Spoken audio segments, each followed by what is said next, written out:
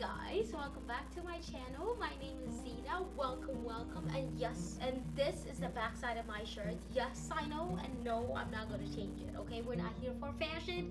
We are here to do a new foundation review from Tom Ford. Look at this beauty, sir. Okay, quarantine got me financially responsible that I decide to order this beautiful packaged foundation from Tom Ford, and I can't wait to review it. Super excited about this. So if you're interested in how I feel about this foundation that costs $150, again I repeat, $150 for 1 fluid ounce of foundation. What is in I need to know, right? Anyways, stay tuned and see how I feel about this. So first, I have to prep my skin. I'm gonna go with my Tasha Liquid Canvas Primer and apply that. How is everyone doing? Hope you guys are doing well. Happy. This is day unknown of quarantine. I lost count, honestly speaking. Okay, like I've been busy with work, like it didn't get to me that much. Ooh, Charlie, why do I look white? Yo, I don't know why I look casket ready. That was not part of the job description, ma'am. After that, I'm going to add the Farsali Skin Tune Blur right on my T-zone mostly.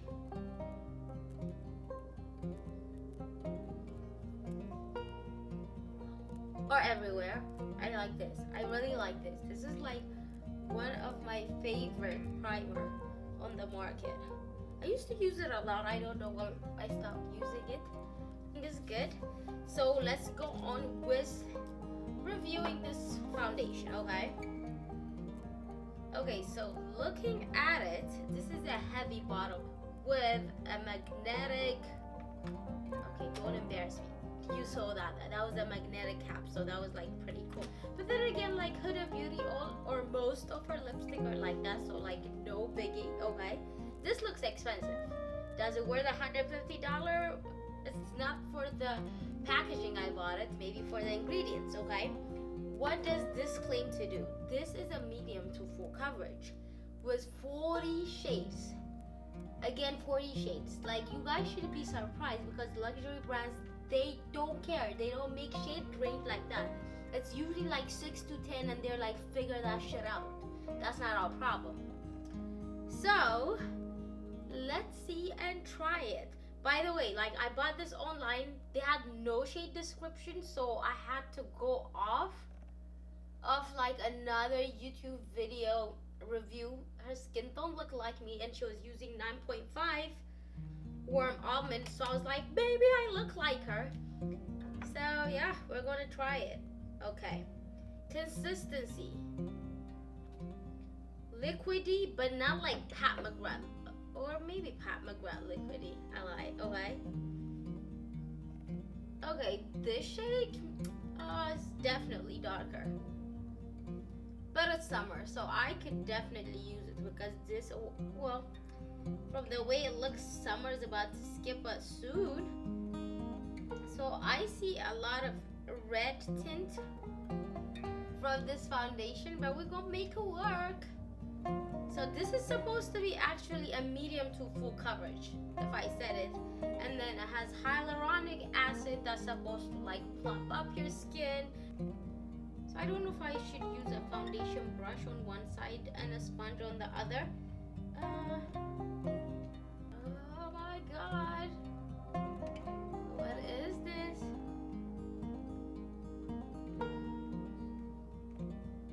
I will definitely, when I say definitely, like 100%, consider this actually a light coverage foundation. So let's go back to the benefit. I said it's supposed to have hyaluronic acid that's supposed to moisturize your skin. It is also like supposed to include fruit extracts and different like exotic, fun, good oil for the skincare.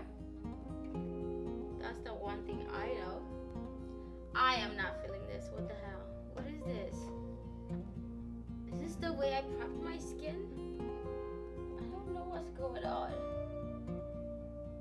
Should I wash it and redo this again? I look orange. I look like Trump. No! What is this? So anyways, let's go back to the ingredients. So the ingredients, from the way I saw it, has a lot of silicone in it. So if you have sensitive skin, there is a chance that you might break out from this foundation, because they really pumped it with all like insane silicone ingredients. And then they claim that there is skincare ingredients in this foundation, like the oils and the extract. But guess what? Everything is at the bottom of the ingredient list, meaning it is really trace, or it's not even imported at that time, because that is not the most concentrated ingredient in this foundation. From a consumer standpoint, if you charge someone $150 for 1 fluid ounce foundation, we want to see an anti-aging ingredient, okay? We want to see skincare, because a lot, when I say a lot of companies lately are like putting good skincare ingredients in their foundation, and it is affordable. Like nobody is paying $150 for it. None. Zero. Okay? And people have been like comparing this with the Estee Lauder Futurist Foundation, the new one they released, and I'm not surprised. I'm not surprised because Estee Lauder is the mother company of Tom Ford. So maybe they just did this and used the same ingredients. I don't know, maybe. But again, it's like the mother company of Tom Ford. So if people start comparing it and saying it is the same, maybe it is the same. Who knows? But I don't own that foundation, so I can't really do a review, or like I can't compare those two, okay? And then another thing is this foundation is supposed to have a sunscreen, a broad spectrum SPF of 50. That's a lot of sunscreen pumped into a foundation, because when you put a lot of sunscreen into a foundation, usually there will be like a flashback when you take a picture at the end of the day. So we're going to check if there's flashback on this beauty, but so far it blends really good actually, and it looks like my skin very light coverage again, like super light. This is not like Nikki tutorial coverage, no, not at all. Anyways, let's go back to the whole sunscreen situation, what it says is a broad spectrum 50 SPF.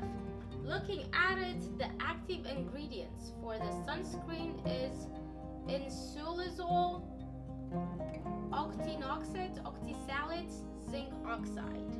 So there is 4 active ingredients as a sunscreen. So 3 of them are chemical sunscreen, and the 4th one, which is zinc oxide, is physical sunscreen, okay?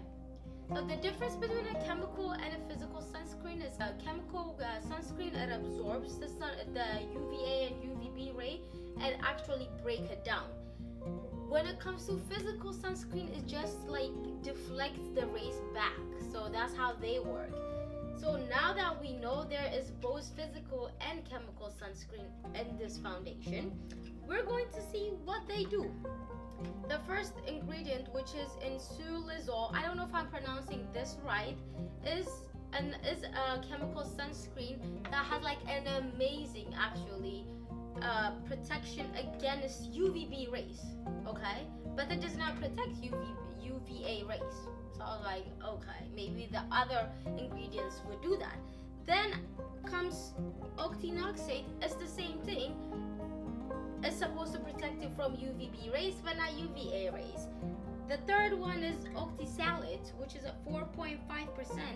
Another chemical screen that focuses on blocking UVB rays and not UVA rays. So at this moment, I was like, what happened to the UVA rays that we're going to be exposed to? For Disha. chill, what's going on? Then they threw in a zinc oxide, which is a physical sunscreen that's supposed to protect you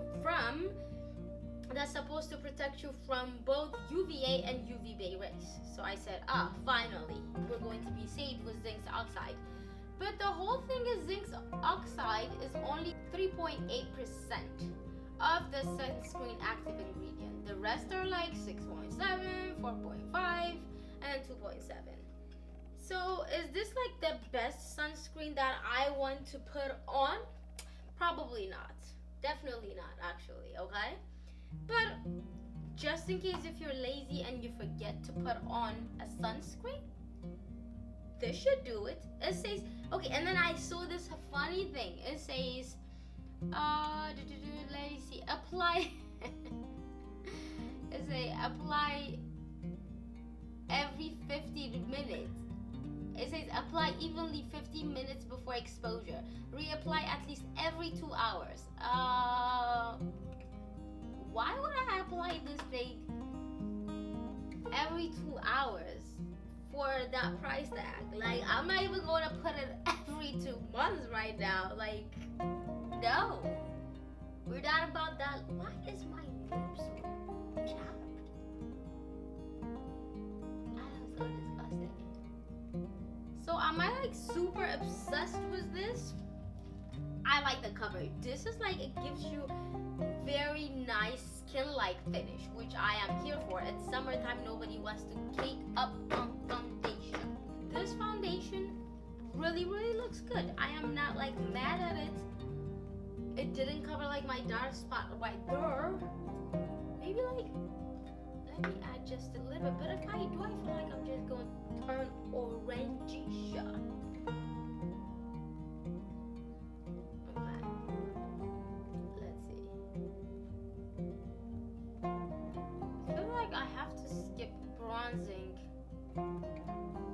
The whole way today, like literally. You let me use. Okay. Ooh, never mind, guys. Use a beauty blender. It gives you actually a decent coverage, like medium to full. I'm sorry. Who told me to use a brush? I thought like I was going to be fancy and stuff. Never mind, okay? We're not going to use no brush after this on this foundation. Okay, now that my base is done, I'm going to do the rest of my face off camera because this is a foundation review. I don't want to bore you and come back with my final thought once I complete this face. Alright guys, I did the rest of my face and you're here to get my final feedback on this foundation. As you can see, this foundation looks bomb. I don't know what formula they use, but it's really nice. I really like it. I have like no complaints when it comes to the formula. Like really, I don't. This is very appropriate for summer. It's very light, medium coverage. You can build it up to a full coverage. That's really up to you. So those are like all the good things I could say about this foundation, right? And then some of the cons of this foundation is the price. Why are you charging $150 for 1 fluid ounce of foundation? What is in there to cost this much? So I feel like we are spending more money on the brand name than the foundation itself, because they claim that it has like it has sunscreen in it, but then most of the sunscreen ingredients they fight against UVB rays but not UVA rays, so that does not make sense for me. They claim that there's hyaluronic acid in there that's supposed to plump your skin, but then again, this ingredient is literally like at the bottom of like the long ingredient list, so I don't think it really matters. And then it's really pumped with a lot of silicone ingredients, like I said earlier. So if you are prone to breaking out, maybe this is not a foundation for you. But besides that, like, I love like the whole look. Like really, I really love the foundation. It's really light. but I can't justify the price of it again. Like, let's go ahead and try maybe the Estee Lauder new foundation. Like I said, I don't have it, but if you guys do, please comment below and see if you see any resemblance on like how it applies and wears. I can't do a wear test because I don't know, I'm at home. It's not fair for you guys if I do a wear test because I'm literally gonna sit on the couch today. It's Saturday, I don't have work, so I'm not gonna do a whole lot that's going to like put this foundation to the test. So, but from what I'm looking at, it looks really good, amazing, but I can't really justify the, you know, the shmoola behind it. So that is my honest feedback on this foundation, and I will see you on my next video. Till then, be good, do good, and don't forget to join the family and hit that like button, okay? Alright, and I will see you soon on my next video. Love you guys, bye!